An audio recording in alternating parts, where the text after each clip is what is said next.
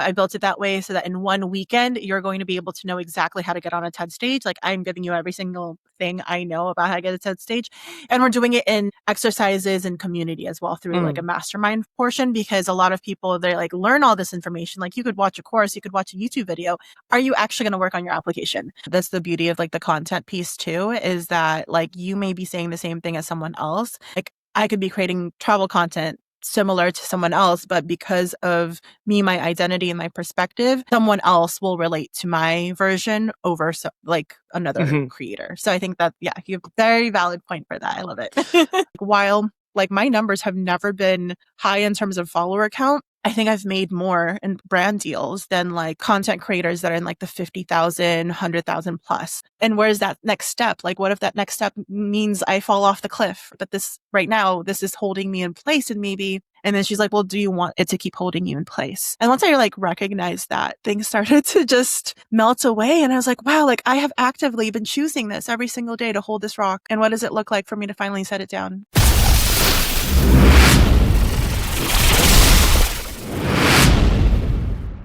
Hello, I'm Dustin PolyInnovator. Today I'm talking with Geleen Antonio, who is a mental health and travel expert, podcast host and producer, event host and workshop facilitator, speaker, and founder of Travel Not to Escape and Speaker Accelerator. Thank you for joining me on the PolyTools Creator Spotlight. Thank you so much also for all those hyphenations. That's amazing. Yes. I ran out of breath a little bit there, but luckily the swimming background kicked in. Yes, I think you got all of them. Perfect. That's what I like to do. I mean, on my other show, I talk about being multifaceted. And so I'm kind of used to doing that. And I like doing that as an intro because it really kind of showcases like, hey, this person is doing many different things. And so that's why you should listen to them. Love it. Love it. I'm excited to share. And so we were talking a little bit about speaking beforehand. And obviously there's tons of content and stuff we can go into today. But one way I like to break the ice is to have you share how you got started as a content creator. Ooh, yes.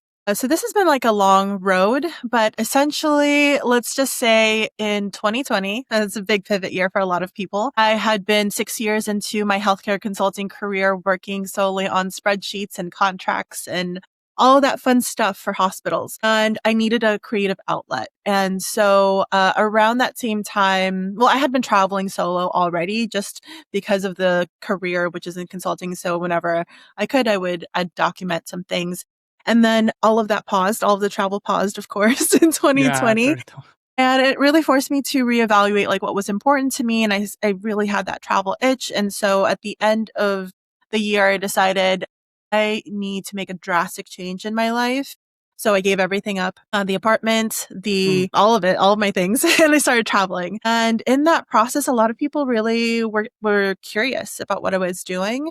I also had a idea to document because I was on like a creative journey. I wanted to bring some creativity back into my life. I had a book idea. It was a ghost story cookbook. As part of that, I started documenting. And yeah, so that was started to be really my creative outlet in 2020. And it's pivoted a lot of different ways across the different types of content that I've created. But It really stemmed from just needing that outlet with such a straight and narrow career that I had at the time. There's a lot of ways we could take this episode, and obviously speaking is something that I think a lot of the viewers of this show would want to get into. One thing I'm personally into is a lot of that travel, and I'm actually downsizing quite a lot.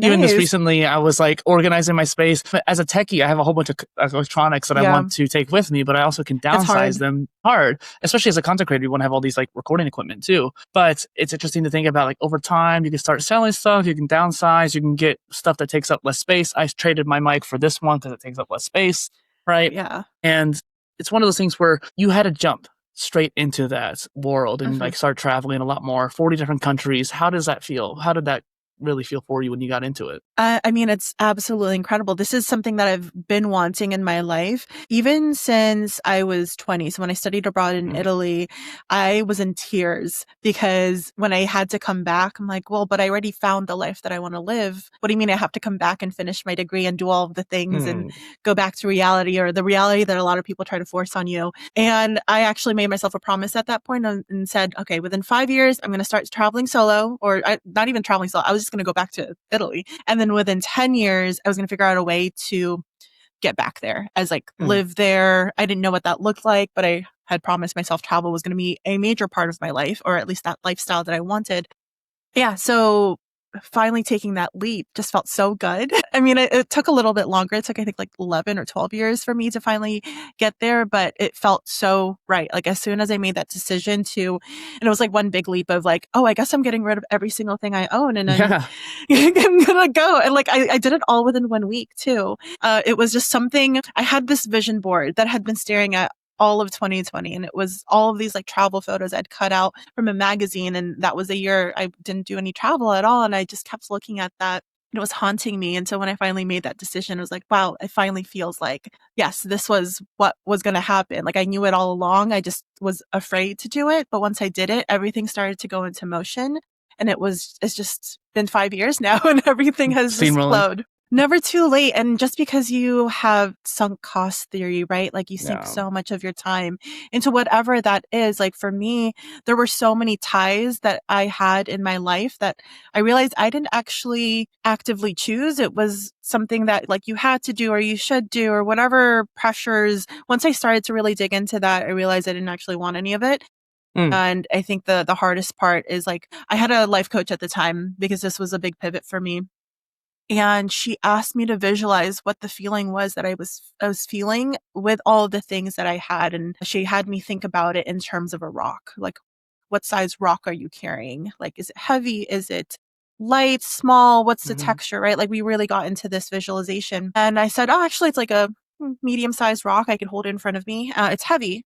And she's like, well, why don't you put it down? And I was like, well, if I put it down, maybe I fall or like, what happens after I put it down? And then I have to take a step. And where's that next step? Like, what if that next step means I fall off the cliff? But this right now, this is holding me in place and then she's like, well, do you want it to keep holding you in place? And once I like recognized that, things started to just melt away. And I was like, wow, like I have actively been choosing this every single day to hold this rock. And what does it look like for me to finally set it down? And it's not even that hard to set it down. What is required of me to be able to do these actions? So yeah, think about what size rock you're carrying and whether you want to keep carrying it.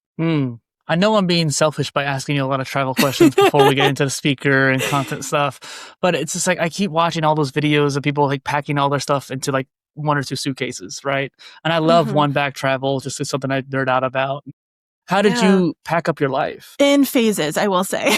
Okay. I mean, I had a lot of stuff. I was actually, part of the whole healing process was I realized I was a hoarder.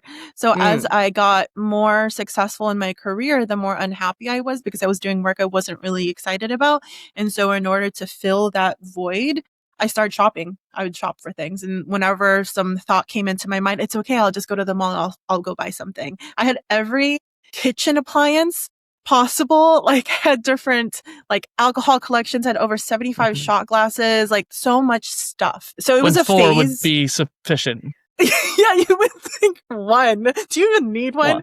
Yeah. Well, no, 4 so you can have friends. The whole point of taking shots is to take it with friends, right? And so you have like time. It was actually a travel shot glass collection, so at least there was a point of like sentimentality, having 75, yes, exactly, but still way too many. So it's been a process of really like to go from basically a hoarder to living out of a suitcase has been just the most freeing experience, and also it translates to like the freedom in my mind as well. And I realized I was cramming so much stuff in my life, and it was exactly what my mind was feeling like as well. And like I didn't have the capacity to hold anything else. It was keeping me in that place.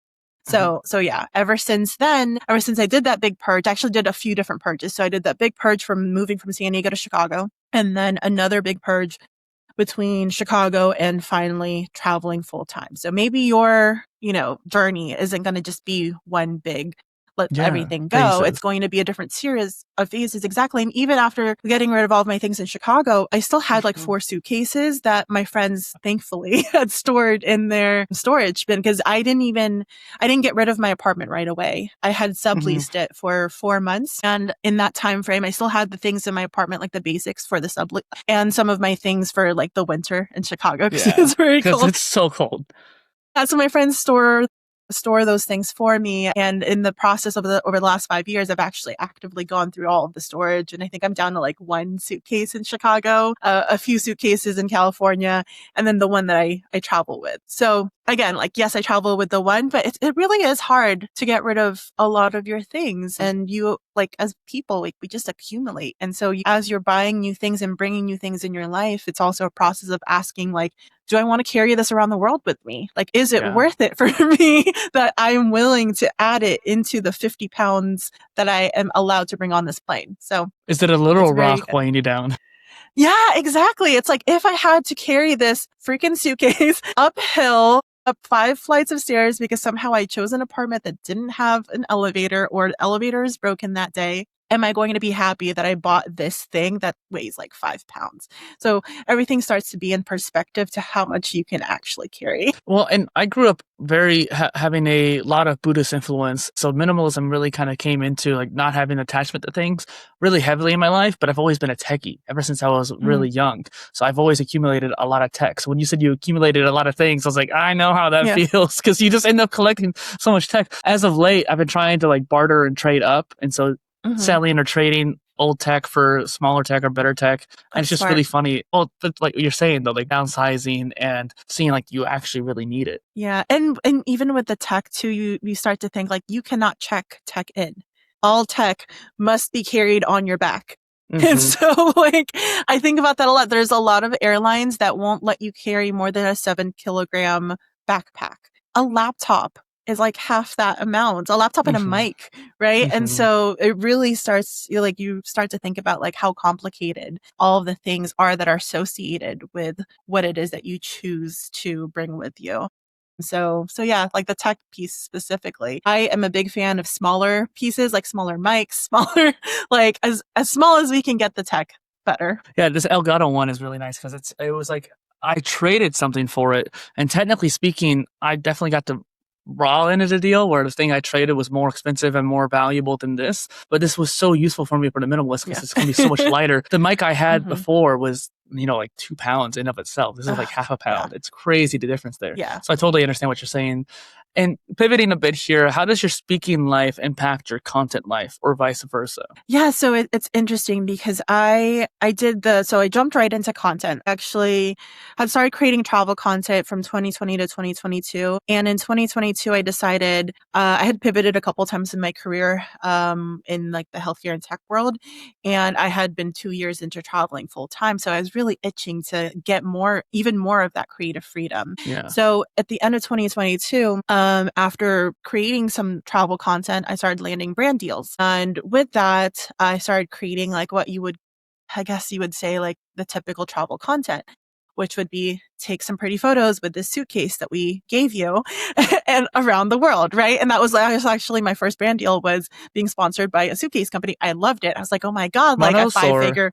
A Soul Guard. Oh yeah. Oh, those are nice. Yeah, right. Exactly. I was like, I got my backpack and my suitcase sponsored. I just have to take pretty photos on all these different places and videos and send that to them. And yeah, I was able to negotiate a really good deal with them. So that was actually my first leap of like, oh wow, I could actually do this. Like this could be the thing that I do. And then I got like a couple more brand deals. I went to some travel conferences. I was like, oh wow, like I realized my negotiating skills and my business skills from like consulting and tech transferred very nicely into pitches and closing brand deals, which I was like, oh wow, that's perfect.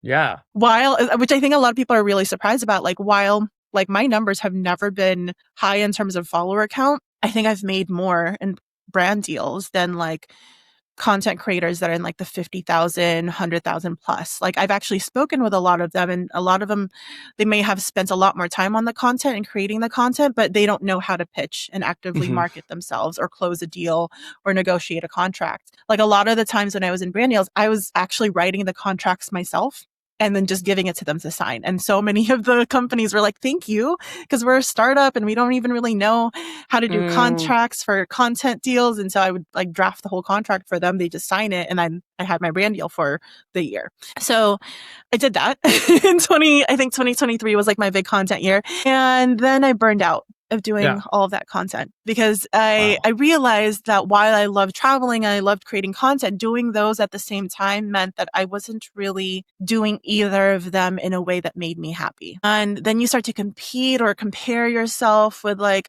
well, they have that trend. Should I do a trend? And you start losing your voice. You start losing your creative freedom. and everything just becomes like another corporate job. And that's really what got me was I was creating these reels, these deliverables, but it just felt like I was creating deliverables like a PowerPoint again for a consulting client. And so I actually burned out fully of creating content up until the end of 2023, and I shifted into podcasting because I was so tired of which is still content, but face. different kind. It is, yes, it's a different type of content. And I think that's the thing is like, I still love creating content, but you have to find what type of content works best for you. And also like what's sustainable for the type of work that you're doing. And also how are you going to monetize? Like, how do you want to monetize? Like, do you want to monetize through brand deals? Yes, there's definitely that avenue.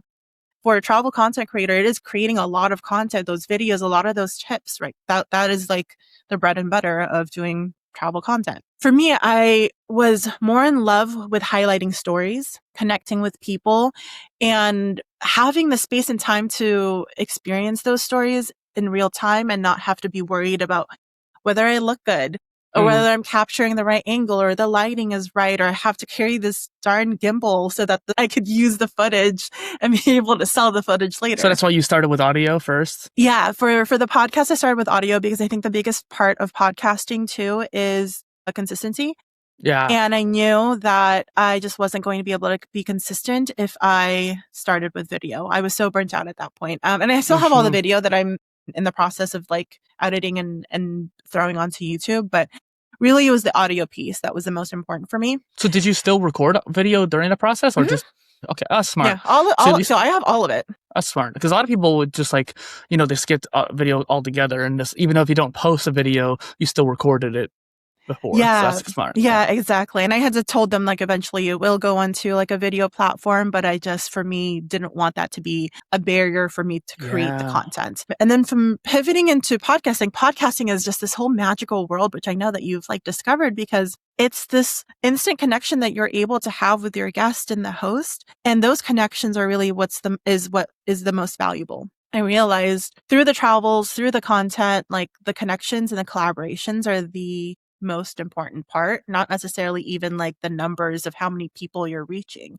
It's the process of being able to connect and create something and share your voice. So podcasting actually has a very like easy outlet or easy path towards speaking, because from podcasting, what happens is people invite you to their podcasts and then you have your own podcast to show that, yes, you can talk, you can share a story. Once you have the content from your podcast and the podcast guesting, people start inviting you to online summits, to online workshops. They invite you to panels to either host them or be a part of them because you're having these discussions with people and you're connecting with so many.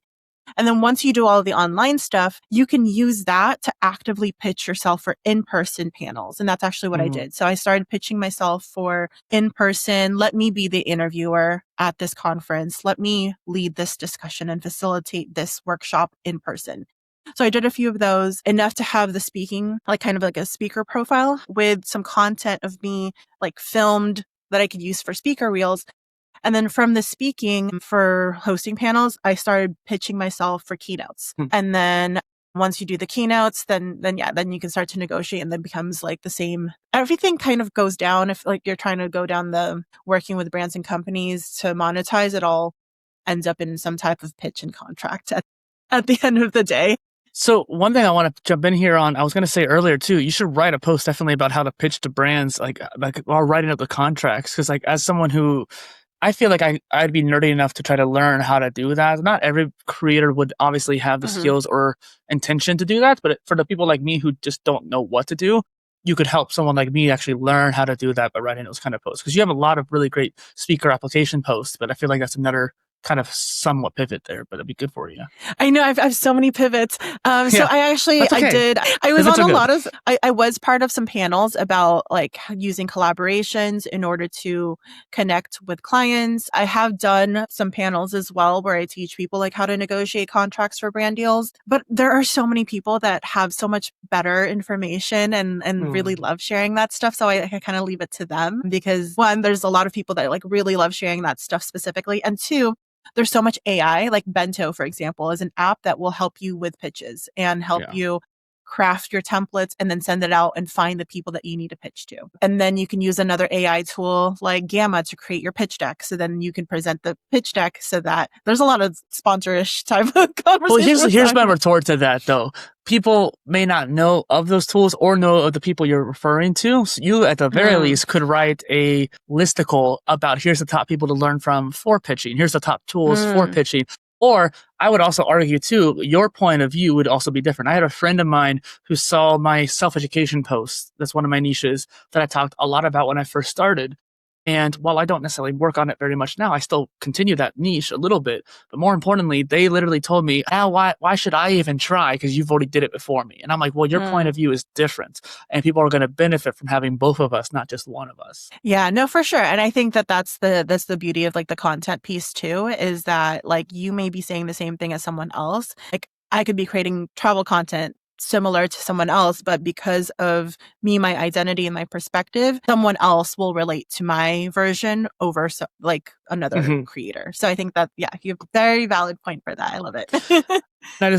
I also am a very bad habit of encouraging people to make more content, although I resonate with you with the whole burnout thing, because late 2017, early 2018, I had burned out really bad. I stopped doing everything. I even stopped working out, which is something I enjoy. And so I really I felt bad. Like when you said you burned out, like I know how that feels, and I know how hard it is to pull yourself back out of that. And content is a great way to do so, but it's also a great cause of it as well. So I'm glad you found podcasting as an anchor. Yeah. And even this year I burned out of podcasting, to be honest. So it's good to pivot again. Yeah. And then you come back to it. I think that's the thing is like we as humans, like we love to dabble in a lot of different things. And I think the piece too that causes a lot of burnout is the financial pressure that is tied with the creative work that you're doing, right? We want to do the work that we're doing so much because we love creating, but you have to sustain yourself. And how can you sustain yourself in a way that you monetizing this piece of art or work that you're doing doesn't detract from the joy of doing it? And that's the balance that it's constantly like going back and forth. This is actually the reason why I have set up my work specifically to be more B2B. I realize because my background is B2B, I thrive better when I am working with businesses and having a monetization or business model that's focused on me selling to businesses, because then it allows me to create content to share with people just for the joy of sharing it with people. Like if the money is being made because of like, maybe it's a sponsorship or maybe it's like the service that I provide is to the business and then I'm able to provide that content for free. Like that is so much more helpful for me and other people. So for example, the work that I do with Travel Not to Escape is connecting mental health resources to travelers. Travelers themselves are probably not going to have the money to be able to pay for a program or pay to consume something, or, like they don't have the funds to be able to better themselves. They're already going through some burnout or grief or some crises where they're like stuck, right? That's why they need help. So I didn't feel good trying to sell them something on top of that just because they scrolled on something and then they had now this impulse to buy. But what I could do is work with the mental health startups that have the tools to be able to reach the travelers and have the structure and the support that they are going to need. Work with the mental health providers to be able to reach that group. So like it's kind of a B2B to C model, but it allows me to create the content and focus on curating the resources rather than trying to monetize directly like B2C, if that makes sense. It does, especially since I talked to some people and I think that like some people need to create content because they have an idea they need to share. And obviously you have ideas you want to share too, not only need to, but also want to as a creator at heart. But there's also a point of curators too. And I think a lot of people sleep on curation. Sometimes for my niche, I'm not even like creating content about it. I'm sharing what other creators are talking about it because I'm seeing that and other people may not. So like with travel suitcases or travel bags, for example, as someone who likes traveling, you probably see those videos and those in blog posts more often than people like me might, or someone random might see it. And so by you curating it, or like I said earlier, the curation of the people who make the pitch decks, right? Those, you'll see them. I don't see them, even though I want to. Just the algorithm has not known that I want to see it. By you curating that, it allows for someone like me who follows you to then see it. So there's definitely a pathway for a lot of curators for people to like really follow that path. Yeah, you could be a content creator as a curator. It's actually I find it so much better for my energy level to do that pathway. And that's the same thing that I'm doing with Speaker Accelerator is I am curating all of the opportunities to then be able to share with aspiring speakers. And so like, can they find all these opportunities themselves? Yes, 100%. But are they going to? And I want to be able to lower that barrier of like, oh, I need to take time, or like, oh, I'm working on something else. It's like, okay, no, this is this is the window. Apply now. Like I'm hand feeding it to you. Like, please apply. Like that's the type of work that I really feel like I thrive in. I love that. So you have done a lot of written content, you're doing a lot of audio content, and you're working on making more video content down the line too as well. What is your favorite to make, and what do you feel like you're going to burn out least with or looking most forward to make? Oh, I have been really loving doing the written content lately. Okay. Like I did the photos, I did the videos. And I also love them. I love them for just like being able to share ad hoc and raw. But like I realize I don't love sharing that like picture perfect view of me because I don't feel like I really live that picture perfect life. And I would, if I do share something, I like to share like the behind the scenes aspect of it of like, yes, it might look like I have this business, but this is me not sleeping and this is me negotiating a deal or like going through the airport and struggling, right? Like I want to share that aspect so that it makes things more accessible for other people because I don't want it to be like, well, that's something that could never happen for me. So I think with the videos and the photos I share, like if I were to share those, it would be more of the behind the scenes or it would be stories of other people. I really love sharing stories of other people. And then for the written content, I've really loved that because my background's actually in neuroscience. And so I've always loved like data and research and being able to read research articles. And what I'm doing now with Travel Not to Escape is getting there's like all these challenges that you go through as a traveler that actually could be explained when you dive into like physiology and research and understanding like what's going on in your mind. And so I've been looking at creating articles. I have a set of articles right now that actually dive into what is happening so you could better understand like, oh, it's not just me. Like this is actually just my body and the way that it works. And these are some like vetted, peer researched articles that support that. So that's been really fun for me to write, as well as like sharing tips about how to become a TEDx speaker. So that's also been really fun. I definitely love how you do have a lot of multiple topics. And as someone like that's what my other brand is about, being multidisciplinary, multifaceted. And so it's one of those things where I understand when you feel like you're being like pulled between many different topics and niches. And while your personal brand is pretty free form to talk about as many as you want, sometimes it's also nice to kind of separate them into different publications or maybe tags or something like that. I almost wonder for you if it's better to make like multiple substacks for each one, or maybe make one personal Geleen one that's like, hey, here's this topic, here's this topic, here's this topic, all in one place too. Or Ghost. I use Ghost CMS, for example. Yeah. So I always compare this to like one of those conspiracy theory boards or like murder boards where you have, yes, exactly. I have so many of these, but I see the full vision. And I think that's the important thing when you are a content creator or you're, you have your own business, is understanding what builds, like what are your personal steps. So for example, like Speaker Accelerator seems like a completely random thing for me, right? But the purpose, have you heard of the Costco rotisserie chicken strategy? Yeah, like the lost lead. Yeah. Exactly. And so Speaker Accelerator for me is that loss leader, right? Like I'm offering TEDx coaching at a rate that most TEDx coaches would not offer, right? If you are trying to have a TEDx coach, a lot of them charge at least $2,000, if not like $4,000 to $10,000 to work with you. And they do it over the course of like months. I tried to find my own TEDx coach and that was kind of what I was running up against. I'm doing it as a mastermind program once a quarter, charging like $250 per person. And then to work with me individually, I have my rates as like, you can work with me for an hour if that's all you need. And that's $150. So the reason I do it in this way is because for me, the most important thing is the connections that I'm making. The networking. And helping people. It's the networking. Everything is the networking.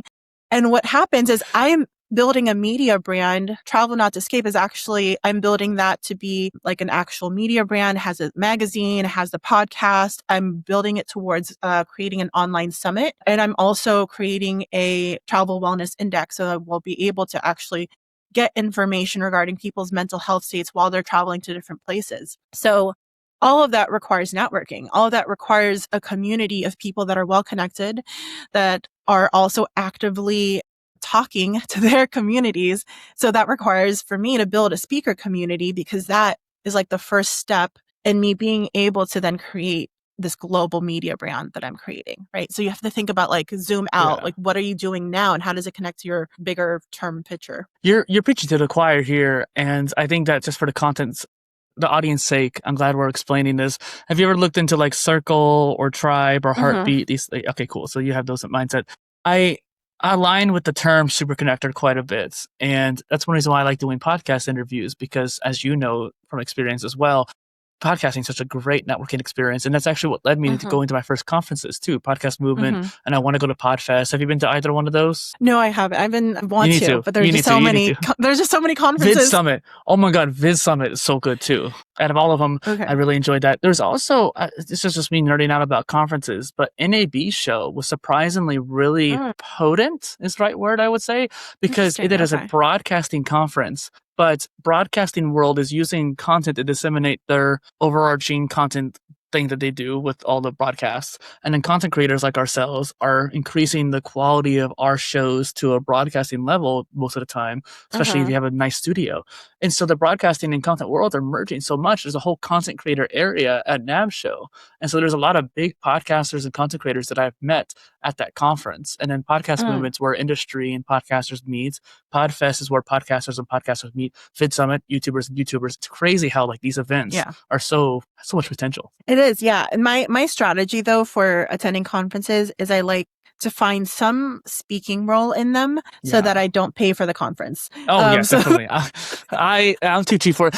Well, you could also, here's my tip. Just search the conference name. So like NAB show conference, ticket free or ticket giveaway. Because I got tickets to Podcast Movement and NAB show for free at least once or twice because I literally just searched for it. And certain companies have too many, like they have extra, they don't have enough employees that they're sending out or something like that. So they're like, hey, we have a free ticket. Nice. You just like sign up for this like raffle or whatever. Yeah, that's amazing. Yeah, honestly, that's kind of how I do it too. And actually, I like attending conferences as a speaker because you get invited to the speaker those special events. Oh my gosh, the special events. I'm so jealous. And that's the best way to know. And the thing is, you can start as like a facilitator. You could be like, hey, do you need someone to ask the questions or like whatever small role that you can do? Just pitch the organizer, because I guarantee you if you pitch them early enough with the right niche, of course, then you'll be able to get that small role. And like my favorite part, like role in a conference is actually a speaker because of those special events. Like the level of networking that you get is just a different level. Man, it makes me excited talking to you because I love the excitement of talking on stage, even though it's very scary to me still at this point at my experience level. The idea of like hosting a panel with a lot of great creators and being able to be on stage. I love to be able to, like, that's why I like doing this show. I love to be able to showcase you and be able to highlight all the different content that you're doing, all the journey you've been on. And I like that idea of a panel too, like being able to orchestrate and make sure each person has enough time that's equal too. Yeah. Like I think that's kind of fun for me. Yeah. Hosting panels are also nerve-wracking because you never know where they're going to go. Yeah. Well. And some people like to ramble too or rant. And I'm like, no. You're taking people's time. Yeah. And then you have to actually, so what I end up doing when I host panels is I interview each one of them on my podcast. So it helps because now I have these people on my podcast. And then from there, I know their story and I am able to curate the questions and know how they connect to each other. So it's like, it looks like it's live and happening in real time, but you've done all the prep work and you know exactly what their stories are and how they connect. So fun fact, the only panel I hosted was a Polymath researcher panel. So all three of the people on the panel are researchers. They did their dissertation on the ideal of polymathy, like being multidisciplinary, and two of which I've had on my show, one of which multiple times, and the third person I've actively tried to get on my show. So I know their story just from like pitching them multiple times. Nice. So all three people on the panel I knew very well. So it's exactly like, oh my gosh.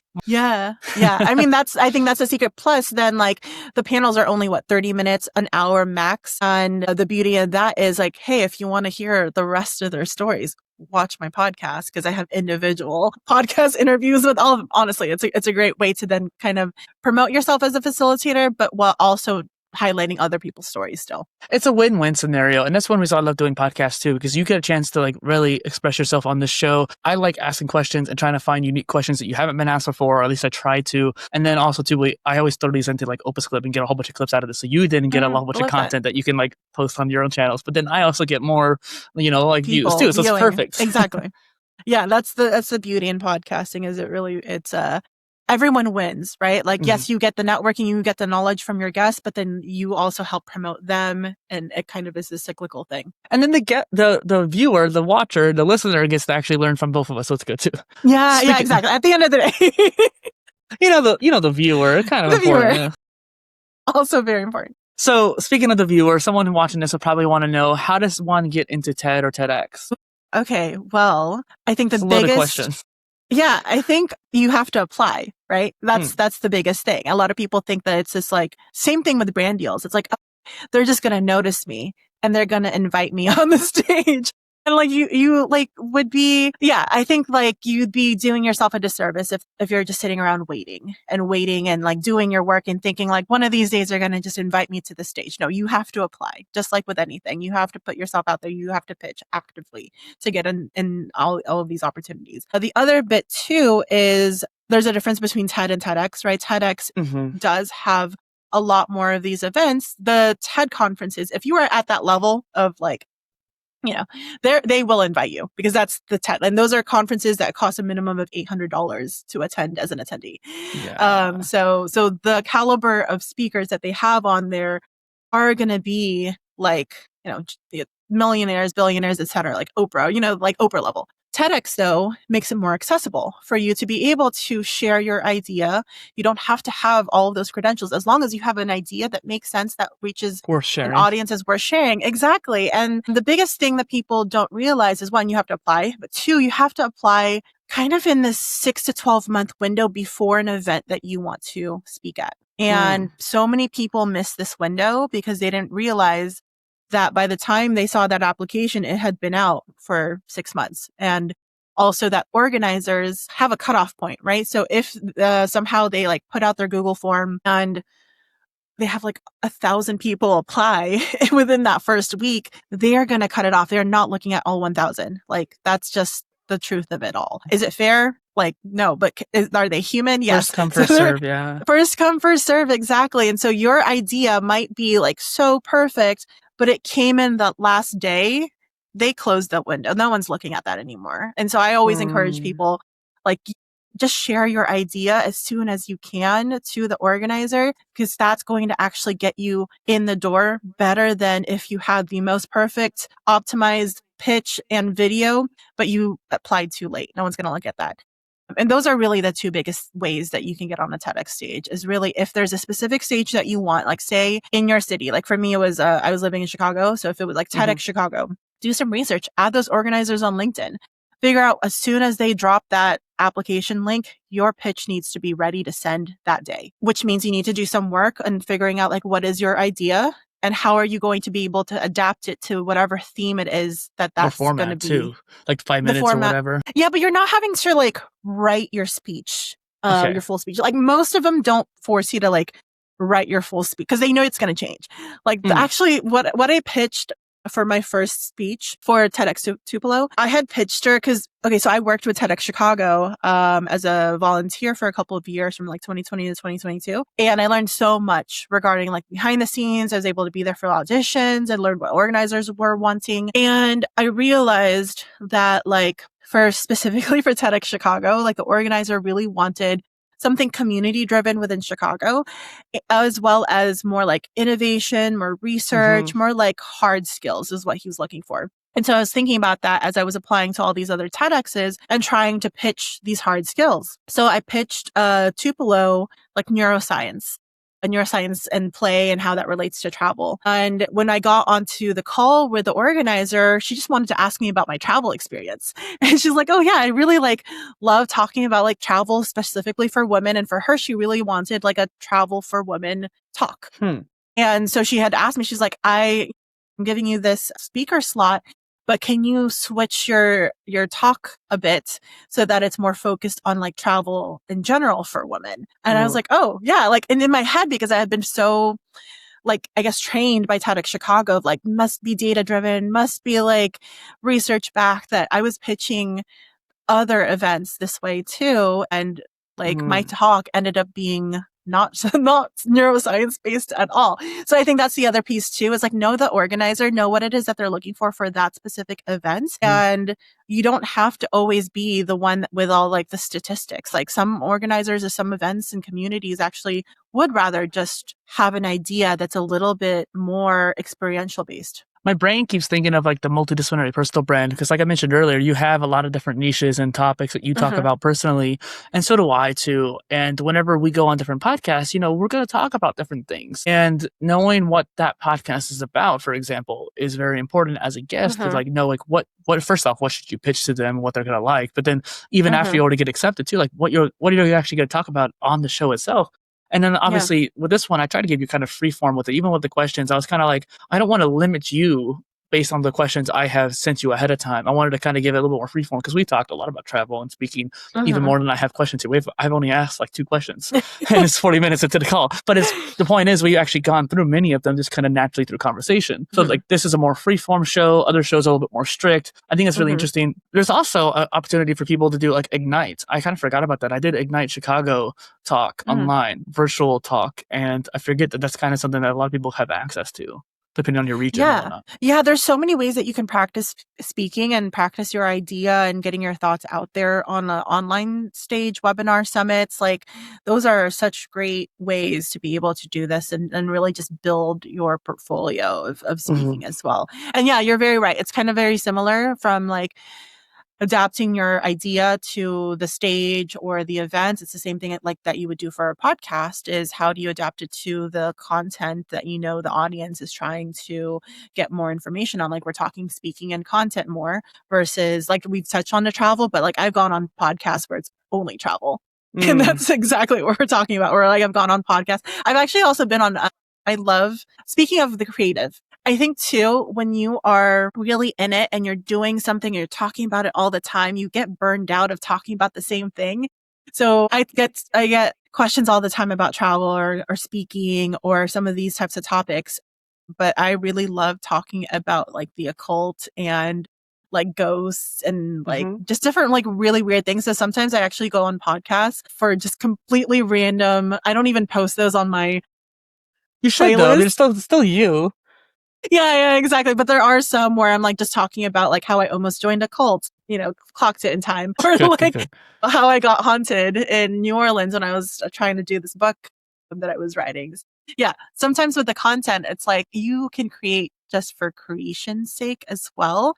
And I think that's what will keep you from burning out too, is like if you have an outlet, even within this type of work that you do, that you just do for fun, that you may or may not post. I mean, I definitely would be interested in the neuroscience aspect behind you too, but we don't have as much time today. So either have to come back on or have you on the other show or something like that.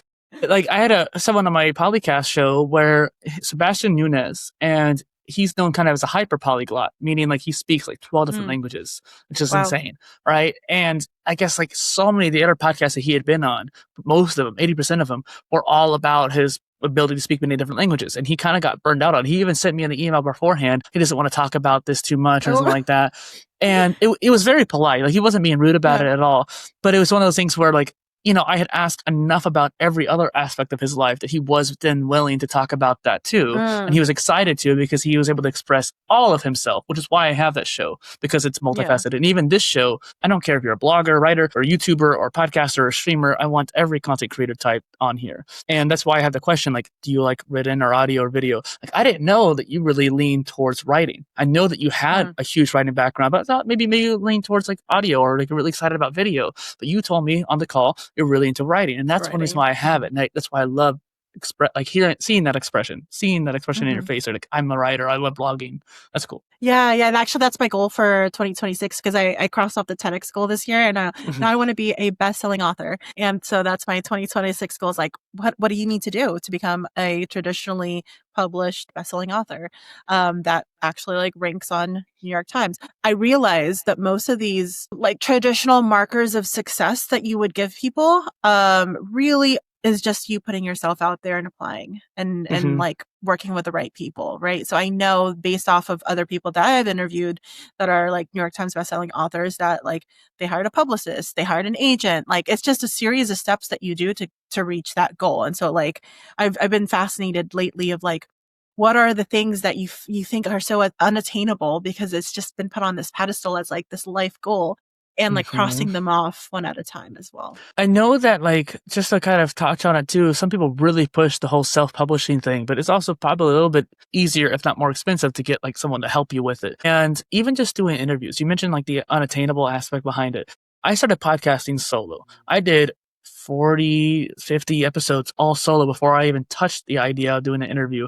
And honestly, I only did interviews like we talked about before the call because of COVID, because of the quarantine. Everyone was stuck at home. I had an opportunity to do it that way, but I had no idea. I saw Gary Vee or Lewis Howes and all these big podcasters do interviews. And I'm like, I want, yeah, exactly. And I was like, I want to do that too. And I had no idea how to pitch people. I had no idea that it was just like, you know, I think we met on Threads, right? Or something like that.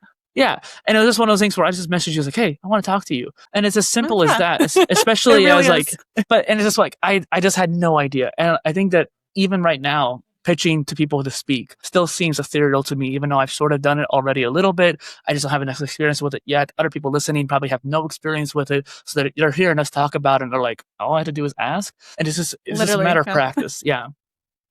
Yeah. And it's getting over that imposter syndrome hump of like, why would anyone choose me? It's like, no, actually they might be looking exactly for that. So my very first speaking was actually facilitating a panel about mental health and how to build a business that doesn't break you. And that was me just pitching like, hey, I do mental health and travel for this podcast, and maybe I can facilitate a conversation where we dive into this, the mental health and travel, actually. And the organizer said, actually, I've been wanting to do something more mental health related, and we have a slot for a panel. Like, would you mind hosting the panel? I'm like, yeah, let's do it, right? Yeah. And it was as easy as that. Is like, you never know if your idea has been something that's been spinning in their mind and you just happen to email them at the right time. And they're like, actually, yeah, let's chat about it. Like for this, like I told you I kind of like burned out on podcasts for a bit. And so even like being a guest on podcasts, I haven't done like, I've been like done like over 100. And then I kind of took a break. And I think this year, maybe I've done like a handful throughout the whole year. So then when you pitched me, I'm like, actually, I haven't had a conversation specifically about content. So yeah, I wouldn't mind going on a podcast just talking about content and speaking. And so you reached me at the perfect time, just like I was able to reach her at the perfect time.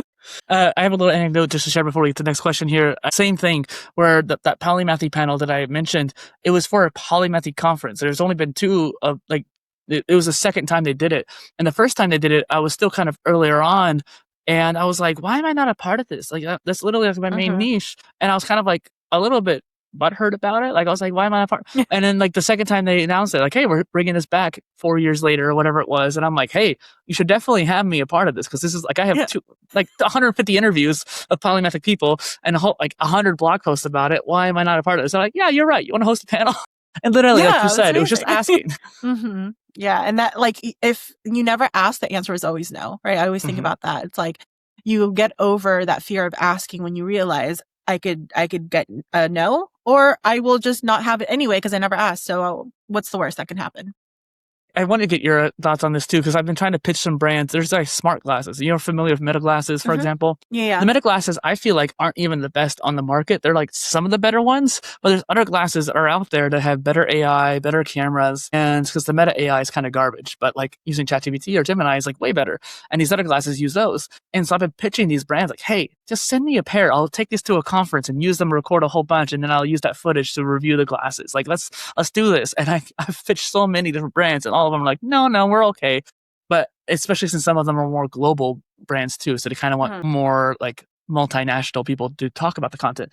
But it's just kind of funny that like, I don't know if I'm making a mistake in how I'm pitching them or if I'm just not pitching enough too. Are you providing, I mean, you mentioned like the conferences that you would bring them to. Have you used specific examples of like the actual conferences that you would wear them to? Yeah, I think one of them I reached out to right before I went to Vid Summit, which is that YouTuber conference. Although, you know, I probably just didn't pitch to them early enough, right? It might have been just like a month before. Yeah, that was probably it. Yeah, so that's the other thing. The same thing with the TEDx is like people don't realize that like their budgets have already been set for the year. So if you're going to pitch, you're going to have to pitch within the window where they actually have money and they haven't already booked those slots. Like same with travel, right? Like if you're going to pitch for travel, like for a press trip, you need to be doing that like at least 6 months in advance, but also within a specific window because of the way that their budgets go.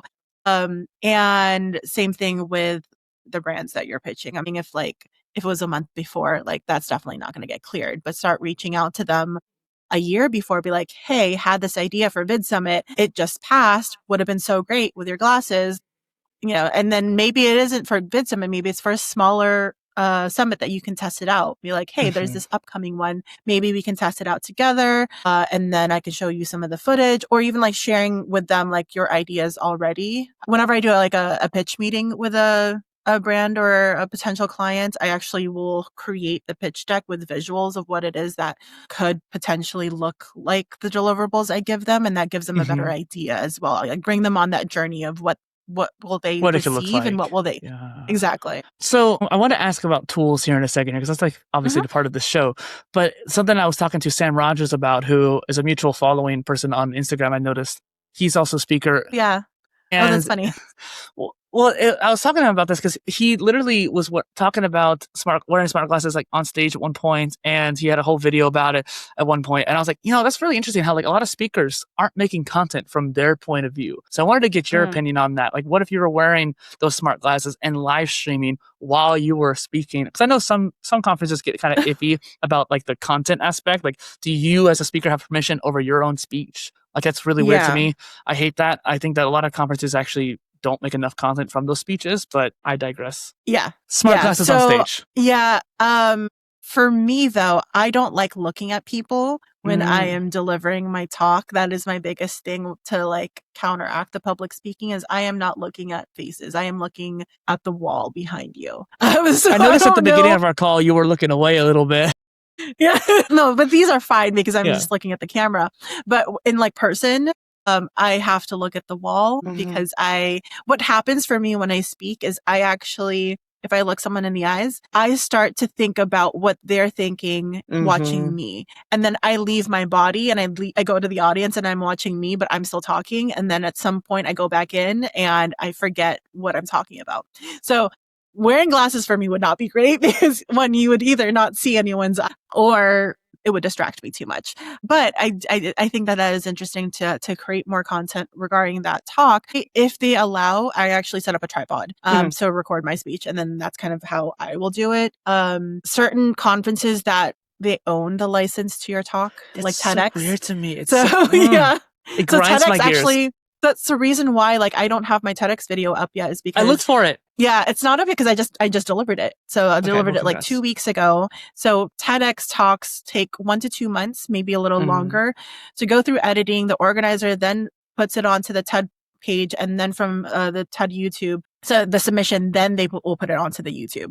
So there's this whole process behind the scenes and then like if you're one of like the 40 talks that get selected for that year, then you can make it to the TED.com. So even that whole process is its own thing, but the full talk, the scripts, as well as the video belongs to TED. But what about clips? Clips as well. Any type of, you can't actually record. You can't record a video in a TED conference. But what you can do, because like your script is owned, but what you can do is you can get those clips and you can put music over it. And that's usually what people do. If it's been posted on YouTube, then you can take that YouTube and you can promote yourself using those clips. But before that, any of the videos that you do, that's probably why you've seen people not really have a lot of the clips. Well, even at other conferences, like I think like Podcast Movement is a little bit iffy on the like IP part of it, and Vid Summit was literally trying to encourage people to clip the keynotes. And yet I saw very little from Vid Summit making clips too. I was just going to offer too, if you had any like speeches that you wanted to clip, I could toss it into Opus for you and we could see what happens with that. There's also like a music feature on there. So I was thinking like, I wonder if there's TED speakers listening to this, if they have a certain quote they want to share, but they're kind of like iffy about the legal aspect. We can just like cut out the audio, put music over it, and just have the captions, and that's it. I think even the captions are technically licensed. That's maybe for other conferences, maybe not for TED, but for other conferences. Yeah, TED. I wouldn't mess with TED's super strict. They're like Steam, where they'll come after you. It's like little red dot on your head. You're like, oh well, I'm done. Yeah. Well, even like the process, like I wasn't allowed to share it. I was selected for a few months until the speaker contracts were signed and the event logistics were finalized. Yeah. So I would say like, I probably will my goal is to do 5 TEDx's, to be honest. So that'll be like, now that I know how the strategy works, it's like so attainable. Like most TEDxers will do it like multiple times. So yeah, like for me, I would do it multiple times. So there's still like a benefit to doing it, but you go in knowing that what your talk is and those videos are all licensed by TED afterwards. One thing that like Robert Greene, I think, said at one point too, when it came to how he's one of the most prolific podcasters I've ever seen. Like he's been on so many shows, and it's crazy to think about like when you're saying the same thing over and over and over again. Like you said earlier, it can kind of get kind of dull, but it also helps you refine your message, and you can say it more easily and more effectively over the course of like just refining it smaller and smaller, making it more concise. But there's also the benefit of like shows like this where you can express multiple different topics too. Like there's benefits to both. But I'm wondering too, like how speaking over and over again like that will also let you decide, like, this is what I really want to talk about, even more so than travel, even more so than speaking, accelerating, like this topic X that you haven't talked about just yet, or maybe going back to neuroscience, something like that. Yeah, and it gives you that platform to be able to test out those conversations. Yeah. I think a lot of people are even afraid of doing podcasting because they're like, oh, I ramble and I don't know how to do the thing, but like, just get on more podcasts and then you'll figure it out along the way, right? I encourage rambling and tangents because that makes more clips. Yeah, exactly. It's like more fun, more off script, but also like in my mind, because I've done this so many times, I will always get you to a point. Like I will always close it out with a lesson or takeaway or something that you can clip and be able to share, because that's just, I've done this so many times where I know that the flow of the conversation leads to, can we clip this question? A really great creator, as a content creator. Yeah. Well, there's a really great creator named Ryan McGinn. He talked about in one of his shorts recently that's like, you need to start, if you're going on a podcast, speak in hooks, right? Start your actual response in a hook manner, so that way it could be easily clippable. And I think that was really interesting. Like, it makes you more effective at speaking. Like, even right there, I paused to try to make sure I spoke. Now I'm rambling. Yeah. Even the gestures that you're using, all of that is so important because it's bringing more energy and passion and enthusiasm for what you're talking about. And that's actually one of the essential parts of speaking, is if you're just sitting up there very stiff, like expressionless, no one's going to be excited to hear you talk. So there was also one thing before we move on. I'm such a nerd about smart glasses. Sorry. I'm such a nerd about smart glasses, but essentially I love these smart glasses that have a screen built into them. They have a little HUD that allow you to like see like a script without the other person in front of you seeing it. Interesting. Yeah. Wow. So the Meta 2s technically have a screen, but I think those are too much. And then there's also the Rokid ones, the ones I'm looking at, and there's Even Reality's G2s. So these 3 glasses all have a screen built into them. The other person won't see it, but the other 2 are actually just like simple text, and so you can just see a teleprompter, which is great, I think. Wow, interesting. Okay. That would actually help. That would be because memorizing a speech is awful. Oh my gosh, yeah. Especially a TED speech where you have to have it be natural. And in your mind, you're like, don't forget that one sentence. That's like, that's your idea. Don't forget or don't mess it up. So yeah, I mean, the glasses sound great. It would be, I don't know. Again, for me, I would be so distracted reading that it would cause me to mess up. But I think it would benefit a lot of people for sure. So we're talking a lot about like the glasses and tech. One thing I love about the show, that's why this show is actually a spin-off of like the original brand I had for the PolyTools brand, because I was like, I want tools, the Polymath toolkit. What tools do you use as a content creator? That's what I get so motivated about. So I just wanted to open it up to you. What you think? What do you use? What do I use for? Tell me, like software for? It could be hardware or software. I was talking hardware just a moment ago. I'm not sure if anything comes to mind for that too. I mean, you don't have to say iPhone, Mac, or computer, but if you have specific tools you like, sure. I mean, I did just upgrade my phone to the iPhone 17, so I'm like excited for clearer photos now. But because I am a nomad, I try to really not have that many like hardware tools because it gets heavy. So I used to travel with a mic, and I also had a boom. So I had a mic and a boom and the tripod. So because you needed the mic like really close up. Yeah. and I had a blue snowball. So it was, those are huge too, girl. Yeah, Come on now. I know. They were bulky. I had bought it on a whim, and then I had to leave to a different country, and then I just was stuck with it for 2 years. So again, like with the tech, the hardware pieces for me, like I try to really not have as many. Like I have these headphones, and that honestly, I got these headphones in, I don't even remember what country. Like it was in a country that I think it was Thailand or something random, right? So like the hardware for me again is not as high tech. In terms of the software that I use, I have been leaning into a lot of AI. So, I mean, I also use Riverside for recording my podcast. And then for some of the editing. I'm iffy about Riverside, but don't get me started. Yeah, same. So I've been looking for different tools for the podcast as well. I've actually been looking at just outsourcing editing in general, so that other people can edit and work on the tools for me. But yeah, so like if I were to edit like videos, I use CapCut. And that's kind of just been like my go-to. I have the desktop version. Yeah. So that makes there's sense, just been, so just been easier to use. And then do you know about their terms of service updates at all? I haven't renewed my CapCut subscription, but I did use CapCut for a while. But yeah, I did take a look at the terms and conditions. And I was like, because that was, I don't like you using my content, guys. Yeah. So that's kind of why I haven't renewed, and I'm looking for just like different tools. So maybe I'll watch your show and get some information on there. I kind of actually do coaching a little bit on that because I just love helping people with tools and content. But what I would just say off the right bat, like DaVinci Resolve, that's what I use. It's free.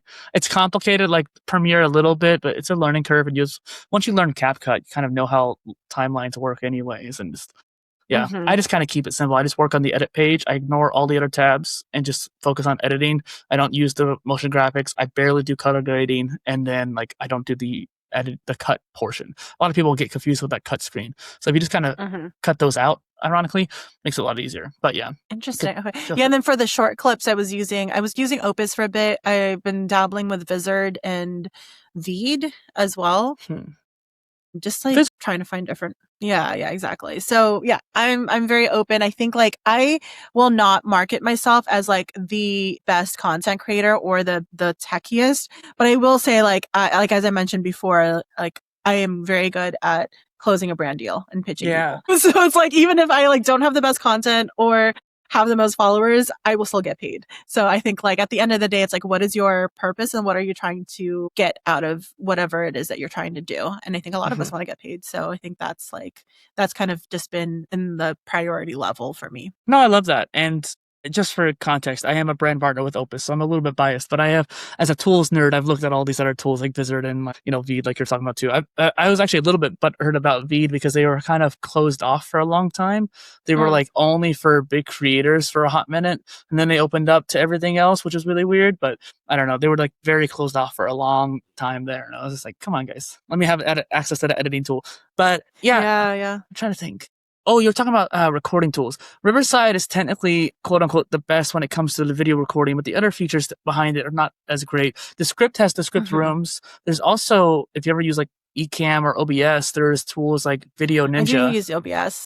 There's a tool called Video Ninja, VDO.ninja, and it allows you to have a conversation like this, but in OBS, and it's free. Okay. And so it's a little bit more techy to set up, but once you have it set up, it's not too bad, and it's free, which is, I think, a really kicker for a lot of people. And I think that's the thing specifically for podcasting. If you're starting off as a new podcaster, is you don't want to start buying so much stuff and like all these subscriptions when you're not even making money off of the podcast. And I think that's where a lot of people stop because they're like, oh, now I'm like $150 in on operations cost for a podcast that was just supposed to be casual. So yeah. Where are you hosting yours? What tool? In terms, what do you mean? For the audio podcast? Are you hosting it on Riverside? No. So I think Spotify is the host right now, and I have that connected to everything. I can't remember if Spotify still do they distribute to Apple and Amazon, or is it just you have so that connects to all of them. You just have to move your RSS feed. Yeah, I feel iffy about it because like there's so many different tools. I'm using Transistor, but I'm like I don't want to keep paying for a tool when there's free options like Substack or Spotify or RSS.com and. Yeah, because really at the end of the day, you just need an RSS feed that is able to connect to all of the other platforms that will stream you. So I have I think RSS feed for YouTube as well. And I'm trying to figure out like how the video, because if you post a video on Spotify, it actually doesn't show as a video on YouTube. It's fun times, right? As you know. So trying to figure out, it's like, okay, well, if I keep it hosted on YouTube, can it go and that RSS feed translate as audio? YouTube does not distribute it, unfortunately, and there's no way to kind of merge the videos between the two, which is so stupid. There's only 2 tools in the market that kind of close to it. There's Substack will post your video to YouTube for you and cut out the audio for you, so they can technically do both. But I had a lot of hell and back with their video posting to YouTube feature. It just didn't work a lot of the time, so I don't suggest it. And there's a tool called Flightcast, which isn't publicly open just yet, but they're the first video podcast hosting tool. And they're trying to be that source that you're explaining there. And I think there's other tools in the market trying to come out for that too, but nothing comes to mind besides that. But this is one of those things where I mentioned. Yeah, that's good to know, because that's kind of one of my roadblocks right now. And I was actually like looking at the idea of moving everything to Substack. I have been too, and it's like, I don't trust it. Yeah. I don't trust it. Sorry, no, continue. No, you. This is your show. Well, I was going to say, like, Substack so far for the Speaker Accelerator has been such a great way to reach people. Like, I love the simplicity of it. Great. Yes, and then not even just those, like the threads to Substack connection. Like, that's why I'm really loving the writing so far, is because the amount of time and energy it takes me to film one video, I can post a whole like series of Substack. I like made like 30 Substacks in like 2 days. Right. And like, I can make one edited video, one podcast in that same time frame. So yeah, I definitely like doing more raw content when it comes to my solo stuff as of late. And this is an interview for you. I don't want to like hijack it at all, but I love talking this kind of stuff. And if I can help you at all, it'd be great. I actually just left my Substack. I was like, I can't keep dealing with the issues. Their podcasting feature, great. Their writing feature, pretty great. Like, not as great as Ghost, but it's pretty one of the better ones out there. The video feature is what I was really hoping to use. And they kept breaking up. Like, basically, when you post it to YouTube, it wouldn't do any of the descriptions. Any of your upload defaults would not be there. So no tags, no AI declaration, no English declaration. Like, all those little things that you have settings built into it were completely ignored. And like, those are really important, especially when it comes to like, is this AI or not? Or is it in English? And like, is this copyright free? Like, all that stuff. And so I was like, this is annoying. And the thumbnails won't get transferred over either. You could post a thumbnail to the Substack post and it won't go to the YouTube video. I'm like, what? Okay.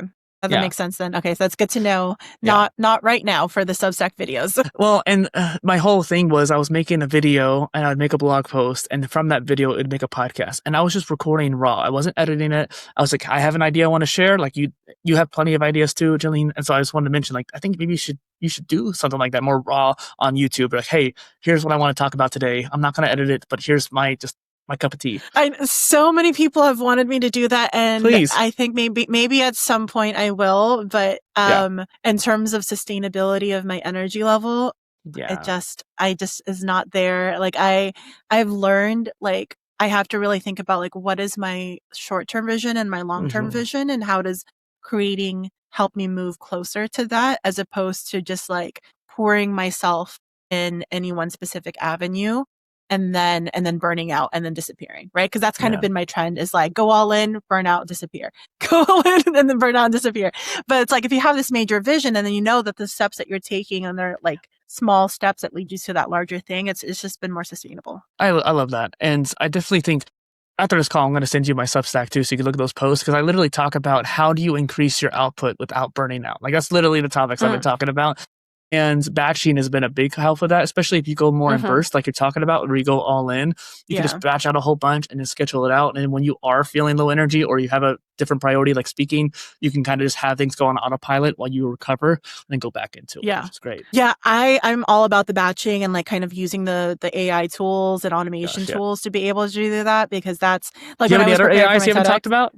I do. Okay. So let's see. I have like all of the, what is it called? Zapier, Make, like kind of using all of those to automate everything. Right now I have a pretty simple funnel going through from like threads, scheduling that in batch. And I actually signed up for Social Bee. I'm testing that out right now. It's an older social media scheduling, but they have like some AI pieces in there that I've kind of just been playing around with. Because really I just want to be able to like batch schedule things. And I don't know, like, do you have a batch scheduler that you recommend? I do actually. I wasn't trying to like say it because I didn't want to be too overbearing with things, but Nulink is the tool I use, Nuelink. I chose them because of their automations. I had too much hell with Zapier, and Make was too, I don't want to say complicated because N8N is also complicated, but I use Nulink for all my automations. So anytime I make a new video, podcast, or blog post, it automatically sends out. I bulk upload all my TikTok shorts and reels, and then I also bulk upload written posts too ahead of time. Okay, that's good to know. Yeah, because that's kind of what I was trying to do with Social Bee. But I've just been testing out that platform. But yeah, everything kind of goes through. I have Gamma as my page. You mentioned that. That's cool. It's so easy. Like I was able to, like, if you go on my Speaker Accelerator page, like all of that I created in like, I don't know, minutes, and it works so well. Like I have like 4 different pages on that same website, and it's converted. And I think that's that's like the coolest thing is like I've already, just within this month, because this whole project is very new, just within this month, I've already booked 4 clients, and they are able to just like book my time and pay like immediately. And it's been very cool to see that like this page that I built in 5 minutes is converting in such a beautiful way. That's awesome. And I think that there's a lot of, points to make when it comes to using these tools. Some people get kind of iffy about AI, but if it helps you automate certain processes that are really terrible, like I hate editing. Like you said earlier, you don't like editing either. Yeah. Like I can't stand it. And it's one of those things where if I didn't have that help, I wouldn't be putting out as many interviews as I am. And so it's just important. Yeah. And also making web pages. Like people, like making a web page is annoying. And it's just so... You just like, and you overthink it too. You're like, oh, like, what do I need to put in this section in the copy? But what I do is like, I use ChatGPT and I basically just word vomit everything that I want. And I'm like, hey, can you create me a prompt that I can use for Gamma that will show that it also includes the copy for exactly what it is I'm trying to do. I use that prompt, threw it into Gamma, had it create like a page with like 10 different sections. And then that's literally the page that I have that has been like working so beautifully. And then I did that 4 more times for just like different parts of the website. And then you have a fully formed website that used to cost $1,000+. Like I had hired actually a website builder in the Philippines when I first started, and like $500 later. And I actually had to cut that project short because they just weren't, just the communication, what they were creating, it just wasn't working. And so, like my loss in that was 500, and I had no built website at the end of that, even because I just was like, let's just not continue. Versus you have the accessibility to be able to do something that you actually like and change and make those tweaks within 5 minutes. That's wild. I think Durable is one of the better AI builders on the market, but I haven't really messed with it too much. But honestly, like Substack really cuts the boat for most people. I don't know, that's not even a phrase, but I'm making it a phrase. The idea of just like having a place for people to go to. And I've messed with Framer a little bit, and Framer's like one of those more visual builders. So I actually have my Travel Not to Escape a website on Framer, which I love, but also it's a little bit because I have the blog on that. It depends on what. Yeah, that's kind of the piece that like I don't love. But I did buy a template, so I bought a template that actually works really beautifully. But thinking about how I'm able to scale that to more blogs and having like a membership portal, that's the clunky part. Is like how do you build in some of these more complex pieces? I might have to get you on Ghost because that's why I have Ghost, because it has memberships and newsletters all built into it. And I'm going to send you the links right here. And it's just funny because like, man, I picked a specific theme. Themes are so important. Before we even end the episode here, I wanted to like talk about that so quick because themes are so important when it comes to explaining. First off, you have so many different topics, neuroscience and speaking, and even just mental health and traveling. How do you organize the information architecture of multiple different topics? And that's something I really get like kind of passionate about. And no one's talking about that either, which is frustrating. Or as a multi-format creator, like you're doing written content, you're doing more and more video content, you have plenty of audio content. How do you showcase all 3 formats on a website without it being overbearing, without it actually being like one being less than the other? It's so weird to me that it's not talked about more. Yeah, exactly. I tried to simplify it on my webpage, so I just have read, write, watch. So those are like the 3 sections. And then from there, I actually have 3 ways to connect, because that's really what Travel Not to Escape is like, how can you connect with yourself, connect with community, and connect with the world? So all of my articles are split up into those 3 different buckets. And then the YouTube and the audios, again, is part of that read, write, and watch. same question that I was spinning in my head all the time is like, how do I organize this? And that's where that murder board kind of comes into play. Well, it's basically a mind map. And I think too, like you were mentioning the 3 different buckets. And I think it's really important to have buckets or pillars that, as I often call it in SEO, like when it comes to being a content creator, even if you have one niche, you'll generally have 3 different sub niches that are your pillars for that niche. And then if you have multiple niches, then you especially need to have those buckets. Yeah, definitely. I think it's important to like organize your thoughts in that. And then also it helps so that you're not so distracted, because then you have this new idea and you're like, oh, let me run with this idea, but how does it actually fit into your infrastructure? And so I think by having those like buckets and those niches, you're able to then create content that makes sense. And again, you can create content for fun, just for fun's sake. Like my fun content is all like the weird stuff. But then I have all of if it's a travel related content, it falls into these buckets. And that's helped my mind, especially with like my ADHD, it like helps my mind create more when I know that there's like a structure that it can tie to. Well, you said that twice now, where I just want to point it out for people listening too. When you have something you're really passionate about, you want to make, not just because you have to or that you need to keep up with your consistency factor. There is a matter of like, hey, maybe 20% of the stuff you do is just for fun. For example, I could make a whole brand about travel because I love it so much, but really I have so many other things I want to make. The travel content's more just for fun. Like when I have a really cool EDC bag or sling that I wanted to talk about, like I bought a TomTalk sling because I needed something for my tablet and for when I'm going on trips, and especially for conferences. So I made a video about it. I made a blog post talking about stuff like that, but I'm not going to sit there and really make a whole bunch of articles so I can find affiliates. I just wanted to make something for the sake of fun. Yeah, exactly. And I think that's the important thing is like, we're in this day and age where like we're monetizing everything and like we have to be consistent because it's all tied to like some type of thing that we're trying to promote. And it's like, how can you free yourself from that? Because what happens when you burn out of creating that one thing and then you're like, no, now what do I do? And I've gone through that cycle so many times of like creating different types of travel content and burning out, or like creating podcasting and doing this. And you're just like, I'm tired. Like at the end, sometimes you just get tired of yourself, to be honest, as a content creator. Well, my main niche, I just want to be in a hole. Yeah, my main niche is like Polymathy, and I haven't really wrote or done much with that niche this whole year because I'm so focused on the content brand, like literally the brand about content. I mean, because like what we're doing right now, the content creator interviews have been a big priority this year. Talking about how to be a creator has been a big priority for me this year. So that other brand has been kind of just like on the back burner, kind of just barely staying afloat. But you kind of have to keep going. I digress. What do you have coming down the line that you're looking most forward to? Yeah, so there's, again, it's that mind map. So I'm launching the mastermind for the Speaker Accelerator in January. So that's our founding cohort. And I built it that way so that in one weekend, you're going to be able to know exactly how to get on a TED stage. Like I'm giving you every single thing I know about how to get a TED stage. And we're doing it in exercises and community as well through like a mastermind portion, because a lot of people, they like learn all this information. Like you could watch a course, you could watch a YouTube video. Are you actually going to work on your application? Are you actually going to sit down and write and work on that idea and get some input on it? And most people will say no. And so like, what's the point of watching it if you're not actually going to create an application and click submit? So yeah, so during that accelerator weekend, it's like 8 hours. Like I'm literally giving you every single thing, plus a community to keep you motivated afterwards. And then also the events. So there's over 3,000 TEDx events happening all over the world, at least 8 per day. And a lot of people don't know how to find them. So not only are we going to write your application, but you're actually going to find a few that you're going to be applying to for that quarter. And that's why I'm running this accelerator only once per quarter. Again, more for like an energy sustainability on my part, but also I think like the way the TEDx's work is you apply, applications open up, let's just say like 9 months before the actual event, right? So like from that 6 to 9 month period, like that application window is open for that one event. So it made more sense to run this as a cohort on a quarterly basis because we'll get all that information, get your application prepared, and then actually apply to those 3 months worth of applications that will be open during that window. So that way, 9 months from now, you should be on a TED stage.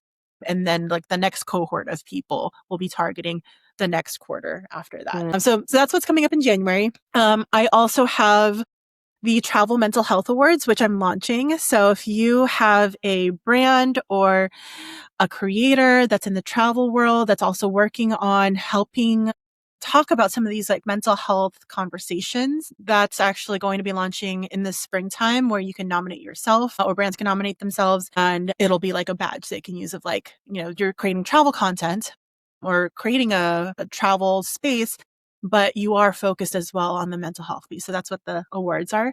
And then after that, I'm launching the Travel Wellness Index. And so that is a research, like kind of a survey data information that will better inform and better provide information to tourism boards and companies, so that when they're trying to target and encourage you to travel, they're doing it in ways that are actually sustainable for your mental health, rather than just like go and cross off all these things on your bucket list. It's like, how can you encourage people to make it a more transformational experience? So I'm very excited to launch those 2 initiatives. And so it's Speaker Accelerator, Mental Health Awards Index, and then we'll go from there. There's a lot to look forward to there. One thing I wanted to mention earlier too is Shira Lazar. She's talking about mental health for creators quite a bit. So if you don't know her very much, you should look her up. She's really cool. And so now if I can connect you guys, it'd be great, because it's one of those things where not enough people are talking about creator mental health. Not enough. Yeah, exactly. And I think like some of our conversations have touched on how like you can burn out from corporate. You can burn out from creating as well. Yeah. And it happens a lot, especially when you have that pressure to show up and create a certain type of content or share your life, share all of your life. And it's like, how long can you do that for without burning out, I feel like is the question.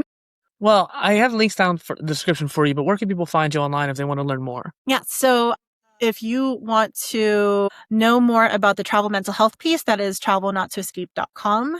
And if you are wanting to become a TEDx speaker, that is speakeraccelerator.substack.com. And yeah, you can find me anywhere. If you search my full name, which is Geleen Antonio, like it's such a unique name. Yeah. You will not find, or you will find me very easily just through that Google search alone. Well, thank you for joining me on the PolyTools Creator Spotlight. This has been great. Thank you so much for having me. This has been a wonderful conversation. Awesome.